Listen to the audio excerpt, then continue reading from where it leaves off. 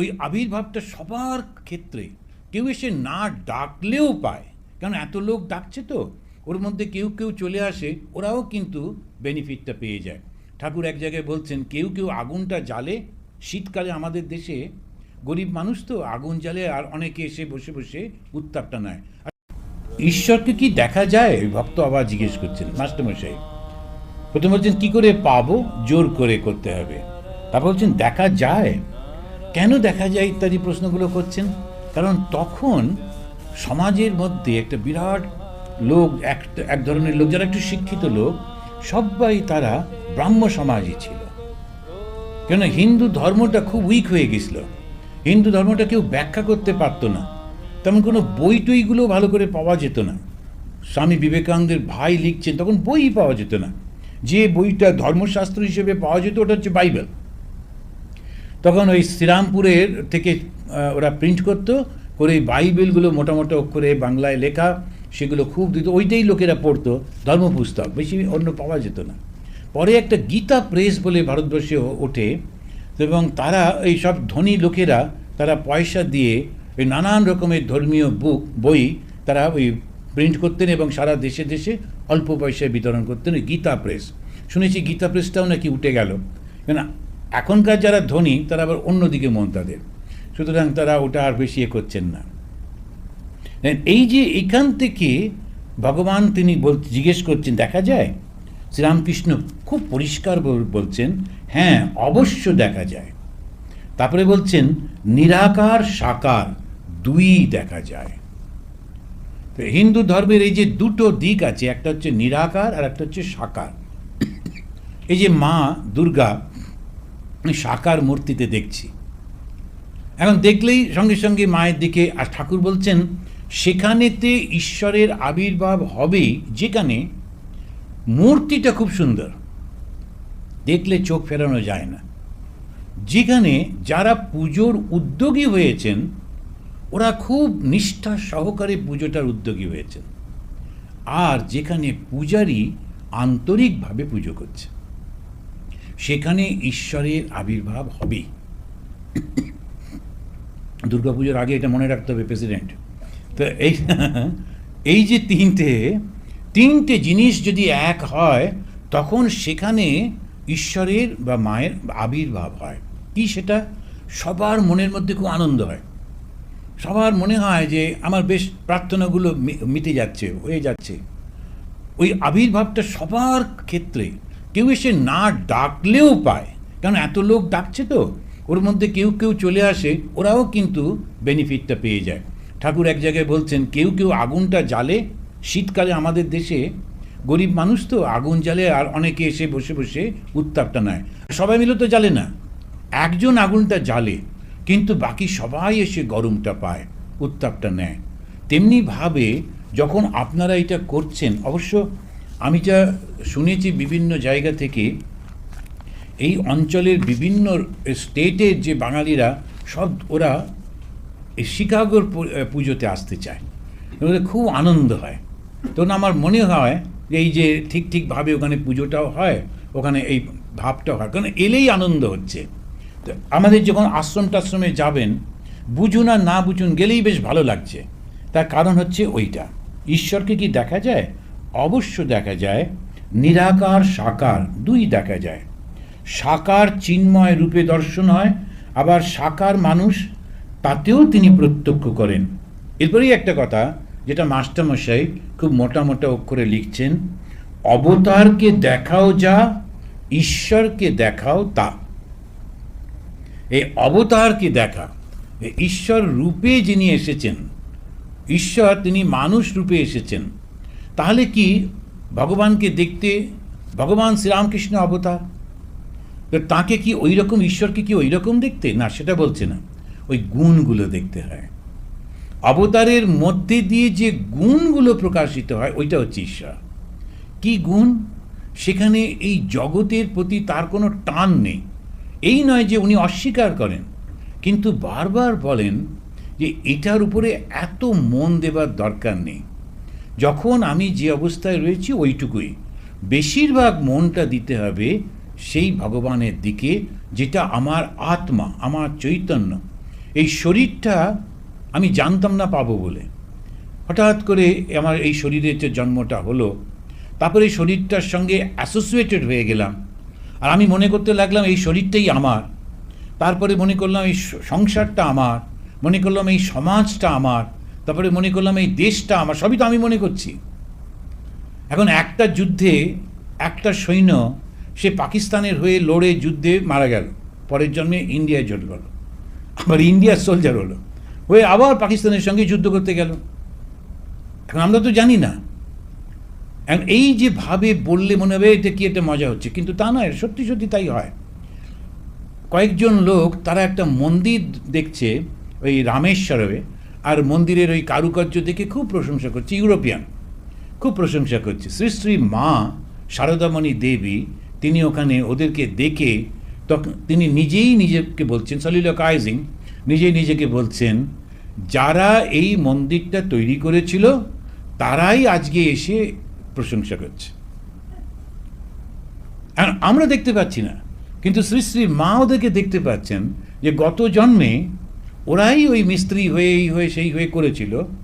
করবার পর ওদের একটু বাসনা ছিল ভালো জায়গায় জন্মাবো, ভালোভাবে থাকবো, ওরা বিদেশে গিয়ে জন্মালো, ভালোভাবে থাকলো, কিন্তু আবার এসছে ওটাকেই প্রশংসা করবার জন্য, ওরাই জানে না। দেন এইরকমভাবে আমাদের জীবন তো কোনটাকে বলবো দেশপ্রেম, কোনটা কি করব, যখন যেটা সামনে আসবে ওইটা করলে হলো, কিন্তু খুব জড়িয়ে যাবার কোনো প্রয়োজন নেই।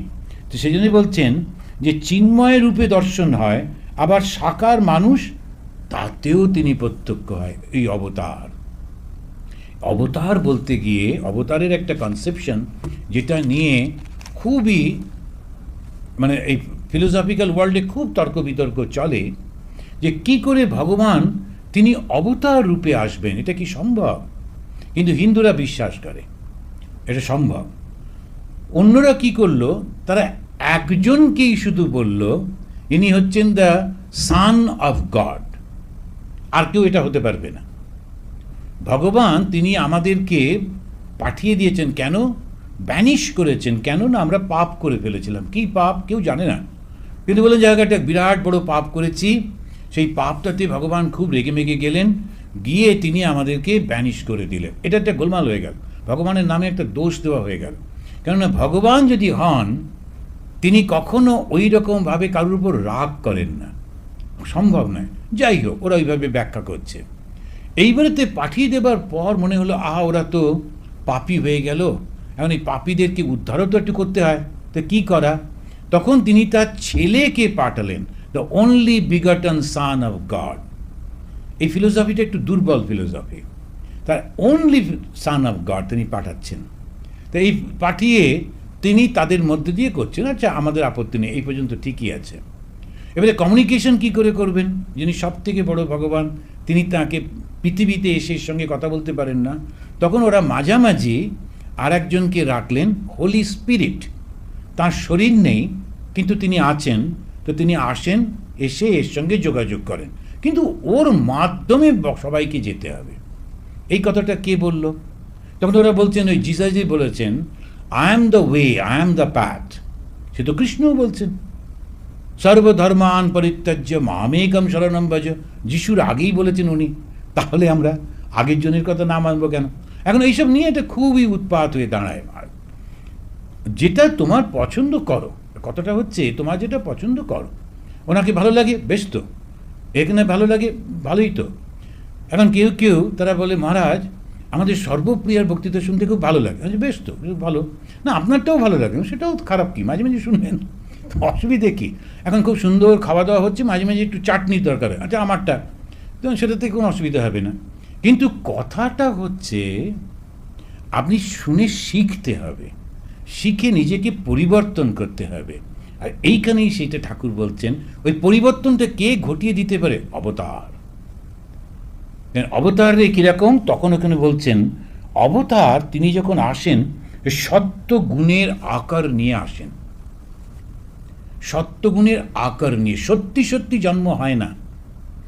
শ্রী শ্রী ঠাকুরের বাবা ক্ষুদিরাম চট্টোপাধ্যায় তিনি দেখছেন ভগবান বিষ্ণু এসে বলছেন, আমি তোমার সন্তান হয়ে জন্মাবো, আমি তোমার ঘরে আসছি। উনি বলছেন যে আমি তো গরিব মানুষ, তুমি এলে আমি সেবা করব কি করে? উনি বললেন ওটা নিয়ে চিন্তা করো না। ঠিক মোটামুটি সেই সময় তিনি সেটা দেখছেন সেই অন্য একটা জায়গায়, এখানে তার মা কামারপুকুরে দাঁড়িয়ে আছেন একটা শিব মন্দিরের সামনে, শিবের জ্যোতিতে তিনি পরিপূর্ণ হচ্ছেন এবং উনি বলছেন মনে হচ্ছে যেন গর্ভধারণ হয়েছে। কারণ এইরকম যে অবস্থাগুলো আমরা দেখছি, এটা কীভাবে ব্যাখ্যা করবে, কিভাবে বলা যাবে? একটা হচ্ছে কথা উড়িয়ে দেওয়া, না না এই সমস্ত গুলগল্প আমরা মানি না, তা মানো না। কিন্তু পরবর্তীকালে যখন আমরা এফেক্টটা দেখছি, ভগবান শ্রীরামকৃষ্ণ যিনি স্কুলে পর্যন্ত গেলেন না, তিনি যখন কথা বলছেন তখন কেশবচন্দ্র পর্যন্ত হাঁ হয়ে যাচ্ছে, কেশবচন্দ্র সেন পর্যন্ত। তখন বলা হতো যে when Keshab speaks the world listen, এত বড় বক্তা ছিলেন। তারপরে কেশবই বললেন when Sri Ramakrishna speaks Keshab listen. এখন ঠাকুরের কথা শুনে অবাক হয়ে যাচ্ছে সবাই। তো পড়াশুনো করলেন না, শাস্ত্র পড়লেন না, বানিয়ে বানিয়ে বলছেন। তো সবাই মানছে কি করে? প্রত্যেকটা শাস্ত্রে যা যা রয়েছে প্রমাণ হয়ে যাচ্ছে। তো শ্রীরামকৃষ্ণকে আমার সবসময় মনে হয় তিনি হচ্ছেন প্রমাণ পুরুষ। শাস্ত্রে যা যা বলেছে সবকটা ওর জীবনেতে প্রমাণিত। তো প্রমাণ পুরুষ তিনি অবতার। এই অবতার যখন আসছেন, কেন আসছেন? যদা যদা হি ধর্মস্য গ্লানির্ভবতি ভারত। যখনই ধর্মর পথটা মানুষ ভুলে যায়। ধর্মর পথটা কি? দুটো জিনিস আছে যেটা আমাদের মধ্যে রয়েছে, একটা শরীর আর একটা আত্মা। আমরা যখন আত্মাটাকে ভুলে গিয়ে শরীরটাকে নিয়ে মাতামাতি করি, মনে করি শরীরটাই একমাত্র রয়েছে, তখন হচ্ছে ধর্মের গ্লানি। এখন সাধারণ মানুষ তার ঠিক আছে, একটু খাওয়া দাওয়া থাকা করে টরে, কিন্তু যদি রাজারা, শিক্ষিত লোকেরা তারা সব এগুলো ভুলে যায়, তখন তো ভয়ঙ্কর কাণ্ড হবে। সব পশুর মতো হয়ে যাবে, শুধু খাওয়ার জন্যই বাঁচা। এ কী কথা? লক্ষ্য করে যদি দেখেন, আমাদের দেশে যত রাজারা ছিলেন তারা যুদ্ধ বিগ্রহ মুক্ত সব করতেন, শক্তিশালী ভালো সব ছিলেন। এক একটা অক্ষয়হীনী সেনাকে তারা একজন রাজা তারা লড়তে পারতেন তাদের সঙ্গে, যে 2,70,000 মতো সৈন্য একা লড়তে পারতেন, এরকম শক্তি ছিল তো, মহাভারতে দেখছি। কিন্তু সঙ্গে সঙ্গে এই রাজারা তারা ওই বিভিন্ন পণ্ডিতদের ডাকতেন, ডেকে এক জায়গায় আলোচনা খুব হতো। ওরা কিন্তু ওই আমি শক্তি হয়েছে, আমি ওখানে যাব, গিয়ে সব দখল করব, তারপরে খাবো, এসবের মধ্যে যাননি। পুরো ভারতবর্ষের ইতিহাসের সমস্ত রাজাদের মধ্যে যদি দেখতে পাওয়া যায়, 11th সেঞ্চুরি 12th সেঞ্চুরি পর্যন্ত তারা খুব শিক্ষিত লোকেদের মর্যাদা দিতেন। যে যেখানে পড়াশুনো করছে, কোনো কিছু আবিষ্কার করছে, রাজারা তাদেরকে প্রোটেকশন দিচ্ছেন। এবং শুধু তাই না, বিভিন্ন ফিলোসফার তাদেরকে নিয়ে এসে এক জায়গায় বসিয়ে আলোচনা সভা করছেন, করে অসাধারণ এই মানসিকতার এত উন্নতি হচ্ছে। যে সমস্ত রাজাদের আমরা পড়ি, জনক রাজা এরকম সমস্ত, সেই তাদের সময়কার, তো তখন কি হচ্ছে, ওরা শরীরটা তো ছিলই, কিন্তু তার সঙ্গে সঙ্গে গুরুত্ব দিতেন আত্মাকে। যদি এইটাই খারাপ হয়ে যায়, মিথ্যে বলছে, চুরি করছে, নানা রকমভাবে করছে, করে কিনা ক্ষমতায় থাকতে হবে। কতদিন থাকবে তুমি ক্ষমতায়? সারা পৃথিবীর সব ডাক্তার আর সব ওষুধ মিললেও তুমি 200 বছরের বেশি তো আর কেউ বাঁচবে না। তারপরে সেই রকম যে তুত্তুড়ে হয়ে গিয়ে কী রকম তুমি করবে? এইরকম জগৎটাই হচ্ছে যাবেই যাবে। তখন আমি কেন ওর মধ্যে যাব? কেন না ভালো পথে যাব?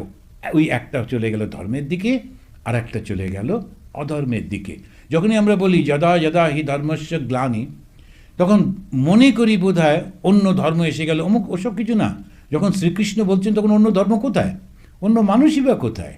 তো ধর্মগ্লানি কোনটা? ধর্মগ্লানি হচ্ছে যখন মনটা আমাদের শুধুমাত্র শরীরে থাকে। এইটাতে আমাদের বেশিরভাগ ঠাকুরদা ঠাকুমার ছবি দেখবেন তো, আমাদের এই বয়সে ঠাকুরদা ঠাকুমার ছবিতে দেখবেন সবাই যে ছবি তুলেছে, তখনকার দিনে ক্যামেরাটা এসে গেছে, সব কিন্তু বসে হাতে জপের মালা নিয়ে। একটু লক্ষ্য করে দেখবেন, সব একটু করে সবাই বসে আছেন হাতে জপের মালা নিয়ে। এই সব ছবিগুলো তখনকার দিনে দেখা যেত। কেন? ওইটার উপরে জোর ছিল। এরকমভাবে সেজে গুজে এই ছবি ওরা তুলতে ভালোবাসতেন না। হ্যাঁ, যদি তুলতেই হয় একটু ধর্মীয়ভাবে, ওই ভাবটা খুব প্রকট ছিল। তাই যখন এই ধর্মটা নষ্ট হয়ে যাচ্ছে, আর ঠিক সেই সময় আমরা যদি দেখি তখন লর্ড মেকেলে তিনি এসে ভারতবর্ষ ঘুরে টুরে এবারে যে রিপোর্টটা তিনি পেশ করেছিলেন ইংল্যান্ডে, তখন ওদের পার্লামেন্টে, তিনি সেখানে বলেছিলেন এটা হচ্ছে 1835। সেই সময় লর্ড মেকেলে তার রিপোর্ট পেশ করছেন, কি বলছেন, যদি ভারতবর্ষকে আমাদের শাসন করতে হয় তাহলে ওর সংস্কৃতিটাকে নষ্ট করতে হবে। আর এই সংস্কৃতি কিসের মধ্যে রয়েছে? ওদের ধর্মের মধ্যে রয়েছে। এটা মেকেলে প্ল্যান। কীভাবে নষ্ট করব? শিক্ষার মধ্যে দিয়ে। কি সেই শিক্ষা? তোমাদের যা কিছু ছিল সব নেগেটিভ, সব ভুল। এর মাথার মধ্যে এই শিক্ষাটা দিতে হবে, নেগেটিভ নেগেটিভ নেগেটিভ। আমাদের অন্যান্যরা যারা শাসন করতে এসেছিল তারা মন্দির টন্দির ভেঙেছিল, এই করেছিল সেই করেছিল, ওতে কিছু এসে যায় না। কারণ হিন্দুদের মন্দির কিছু এসে যায় না, সব বাড়িতে বাড়িতে কুলুঙ্গিতে ভগবান রয়েছে, 50টা ভগবান। রোজ সকালে উঠে প্রণাম করতে, পরিষ্কার করতেই প্রাণ বেরোয়। তা আমাদের কোনো অসুবিধে নেই। আর সে তুমি মন্দিরে আমরা যাই, সেটাতে আমাদের সবাই মিলে একসঙ্গে আনন্দ। কিন্তু আমাদের ধর্মটা বাড়িতে বাড়িতে থাকে, মন্দির ভেঙে দিলে কিছু এসে যায় না। তাই ওরা কিচ্ছু করতে পারেনি আমাদেরকে। কিন্তু ব্রিটিশরা এসে তারা এই বুদ্ধির বিভ্রম ঘটিয়ে দিল। তখন ইয়াং বেঙ্গল বলে একটা দল উঠল, তারা সমস্ত কিছু আমাদের নিন্দামন্দ করতে লাগলো। শুধু তাই না, তখন যদি ওইগুলো পড়ে দেখেন, আর এগুলো তো আর বানিয়ে বানিয়ে কেউ বলছে না, ব্রাহ্মণদের বাড়িতে গিয়ে গরুর মাথাগুলো সব ফেলে দিয়ে আসতো, গোমাংস খাওয়াটা তখন একটা কালচারে গিয়ে দাঁড়ালো, ইত্যাদি ইত্যাদি করে যা যা আমরা করতাম না সেইগুলো ওরা জোর করে করে ওই ছাত্র দিয়ে দিয়ে করাতে লাগলো। আর তাদেরকে বিরাট একেবারে, আর তখন কিছু লোক সাত থেকে বাঁচবার জন্যে প্রাণপণের চেষ্টা করছেন, তারা তখন এই সমাজ সব তৈরি করতে লাগলেন, প্রার্থনা সমাজ, তারপরে ব্রাহ্ম সমাজ, এরকম সমস্ত আর্য সমাজ শুরু হতে লাগলো। 1835-এ প্ল্যানিংটা হয়েছে, 1836-এ কামারপুকুরে ভগবান শ্রীরামকৃষ্ণের জন্ম হলো। তো এটা কি আমরা মনে করবো জাস্ট কাকতালীয়? যদা যদা হি ধর্মস্য। আর তিনি কি করলেন? প্রথম দিকে যদি আমরা দেখি, প্রথম থেকেই কিন্তু তিনি ধ্যান করছেন। আজকেই পড়ছিলাম যে যোগ বাশিষ্ঠতে, যে ধ্যান হচ্ছে আসল ধর্ম। যদি ধ্যান না হয়, ধর্মই হয় না। কারণ আমাদের মনটা বড্ড চঞ্চল, তো ওই ধ্যানটা করতে হয়, ইত্যাদি ইত্যাদি। ছোট্টবেলা থেকে তিনি ধ্যান করছেন, একাগ্র হচ্ছেন, তার মধ্যে দিয়ে কত রকমের সমস্ত ক্ষমতা আসছে। এবারে কলকাতায় আসছেন, তার ফিল্ডটা কিন্তু এবারে আর কুরুক্ষেত্র না, এবারে হচ্ছে কলকাতা। এবারে তার অস্ত্রশস্ত্র কাউকে তিনি মারছেন না, তিনি মনগুলোকে ঘুরিয়ে দিচ্ছেন। এবারে ভগবান শ্রীরামকৃষ্ণের রূপে অবতার হয়ে তিনি কিন্তু রামের মতো বা কৃষ্ণের মতো অস্ত্র ধারণ করছেন না। এবারে তিনি হাত জোড় করছেন, কেননা অহংকার চূড়ান্ত অবস্থায় পৌঁছেছিল।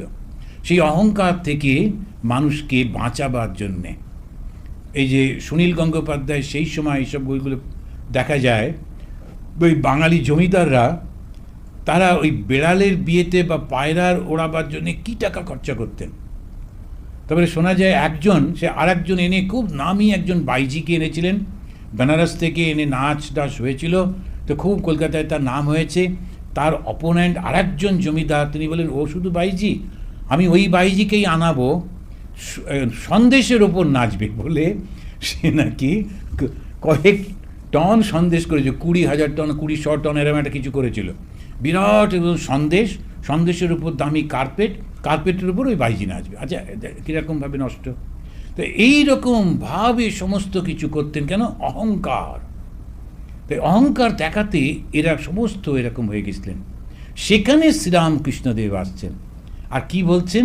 আমি বলতে পারছেন না, তিনি নিজেকে আমি শব্দটাই দিচ্ছেন না, বলতেই পারছেন না, এই নিরহংকার। তো এইটাই হচ্ছে ঠাকুরের অস্ত্র।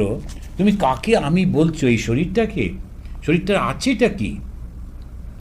আবার তিনি ফিরিয়ে আনছেন, এই হাড় মজ্জা রক্ত, এইটা তুমি, এটার কোনো সেই রকম করে করে করে করে আনছেন। কিন্তু দুপক্ষকেই উনি রাখছেন, একটা নিরাকার আর একটা সাকার। তো ঈশ্বরকে কি দেখা যায়? দেখা যায়, কিন্তু অবতারে দেখাও যা, ঈশ্বরকে দেখাও তাই। এই হচ্ছে সেই অবতার আসছেন। এবং অবতারের বলতে গিয়ে একটা জায়গায় খুব সুন্দর লিখেছেন। তো অবতারের মধ্যে দিয়ে আমরা কেন বুঝি? বলছেন গাবাং সর্বাঙ্গজম শিরম, স্রাবেদ স্তনমুখাত যথা। গরুটার মধ্যে যে দুধটা সে তো সর্বত্র রয়েছে গরুর শরীরে, কিন্তু সে গরুর বাঁট দিয়েই শুধু দুধটুকু পাওয়া যায়, ঠিক তেমনিভাবে সব কিছুর মধ্যে ঈশ্বর তো আছেনই বটে, কিন্তু যখন আমরা অবতারকে দেখি তখন তার মধ্যে পরিপূর্ণ সেই প্রকাশটাকে দেখতে পাই। এখানে আমি দেখছিলাম যে ব্রিটিশ ঐতিহাসিক ডিগবি তা তিনি বলছেন যে ঊনবিংশ শতাব্দীতে ব্রিটিশ সাম্রাজ্যের দুজন বিখ্যাত ব্যক্তির সঙ্গে ভগবান শ্রীরামকৃষ্ণের তুলনা করেছিলেন। একজন হচ্ছে কবি ব্রাউনিং, আর একজন হচ্ছেন যে দার্শনিক ও সমাজতত্ত্ববিদ জন রাস্কিন। এই দুজনের সঙ্গে তুলনা করতে গিয়ে তিনি একটা অদ্ভুত শব্দ ব্যবহার করছেন। কীরকম? শ্রীরামকৃষ্ণের তুলনায় ওরা হচ্ছে গ্রোপার্স ইন দ্য ডার্ক। ওই দুজনকে উনি তখন বলেছিলেন, ব্রিটিশ ঐতিহাসিক তিনি বলছেন। আর ম্যাক্স মুলার তিনি ভগবান শ্রীরামকৃষ্ণ সম্পর্কে বলতে গিয়ে বলছেন এ রিয়েল মহাত্মা। শ্রী অরবিন্দ বলেছিলেন epitome of the whole. Epitome মানে হচ্ছে সারাৎসার, তিনি এপিটোম অব দ্য হোল। আর ঈশ্বরুট বলছেন ইজ এ ফেনোমেনা। এই যে শ্রীরামকৃষ্ণ অসাধারণ সমস্ত কিছু, এবারে যদি আমরা সত্যি সত্যি দেখি, আমরা দেখব যে সারা পৃথিবী জুড়ে কীরকমভাবে সাড়া পড়ে গেছে। যেখানেই একটু স্বাধীনতা আছে, স্বাধীনভাবে মানুষ চিন্তাভাবনা করতে পারছে, তারাই কিন্তু সর্বধর্ম সমন্বয়ের একটা করে মিটিং টিটিং করছে। এই কিছুদিন আগেই আমি খুব অবাক হয়েছিলাম, একেবারে হার্টল্যান্ড অফ ইসলাম, সেখানেতে এই আরবে ওরাও একটা বিরাট মিটিং করেছেন। এর এফেক্ট আসবেই আসবে ধীরে ধীরে। একটা যখন আসে 100-200 বছরে তো হয় না, কয়েক হাজার বছর লাগে। কিন্তু চতুর্দিকে মানুষ এইটা নিয়ে চিন্তা ভাবনা করছেন। সব পথ দিয়ে যাওয়া যায় এবং ঈশ্বরের কাছে যাওয়াটা জরুরি। আর ঈশ্বরটা কে, সে সম্পর্কে স্বামীজি বললেন যে তিনি হচ্ছেন প্রেম, তিনি হচ্ছেন নিঃস্বার্থপরতা। ঈশ্বর হচ্ছেন প্রেম, সর্বগ্রাসী আলিঙ্গন, সমস্ত কিছুকে যে ভালোবাসতে পারে ওই হচ্ছেন ঈশ্বর। আর সেটা যখন সম্ভব, এই ভালোবাসাটা যখন সে সম্পূর্ণ নিঃস্বার্থপর হয়, যার মধ্যে কোনো স্বার্থ থাকে না। তো এই আমরা এর পরে পরে এটার উপরে আমরা আরও আলোচনা করব। তো শ্রীরামকৃষ্ণ কেমন করে তিনি সবাইকে এটি বোঝাবার চেষ্টা করছেন। ভগবান শ্রীরামকৃষ্ণের জীবনীটা পড়া খুব প্রয়োজন।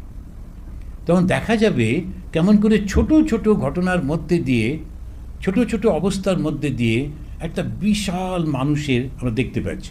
ভগবানকে ভুলে যান, যদি একটা অতি সুন্দর মানুষকে দেখি, সেই মানুষটার মধ্যে দেখতে পাবো তিনি যখন ছেলে হিসেবে পুরো দায়িত্ব পালন করছেন, শেষ দিন পর্যন্ত তার মাকে দেখাশোনা করেছিলেন, স্বামী হিসেবে দায়িত্ব পালন করছেন, তার শিষ্য হিসেবে প্রত্যেকটা গুরুর কাছে যেমন শিখেছে ওটাই শিখেছেন, সেটাই করেছেন। গুরুরা কিছু কিছু তাদের ত্রুটি ছিল, ওরা উল্টোটাও ঠিক করে দিয়েছেন। আবার যখন তিনি নিজে গুরু হচ্ছেন, ঠিক কেমন করে শিষ্য তৈরি করতে হয় সেটা করছেন। অবতার হিসেবে সবাইকেই আহ্বান করছেন। আর শুধু একা না, 3টে রূপে এবারে লীলা হচ্ছে।